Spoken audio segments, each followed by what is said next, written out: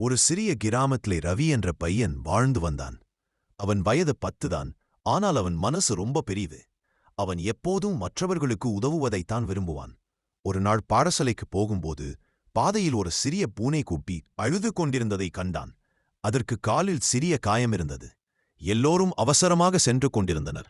ரவி மட்டும் நின்று குட்டி பூனைக்கு தண்ணீர் கொடுத்து மெதுவாக தூக்கி பாதுகாப்பாக மரத்தடியில் வைத்தான்.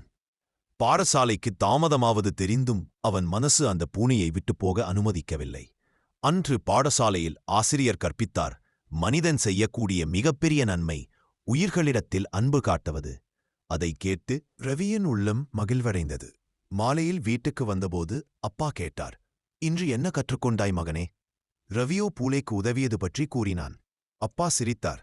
பெரியவரோ சிறியவரோ என பார்க்க வேண்டாம். நம்மால் முடிந்த நன்மையை நாம் செய்ய வேண்டும். இறைவன் நம்மை நேசிப்பார். அடுத்த நாள் பாடசாலைக்கு செல்கையில் அந்த பூனை உற்சாகமாக ஓடிக்கொண்டு ரவியின் அருகே வந்தது. அது நன்றியைப் போல இருந்தது.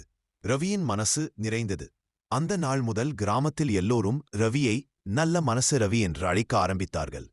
கதை சொல்லும் நற்செய்தி, சின்ன உதவி கூட இறைவனின் கண்ணுக்கு மிகப் பெரிது.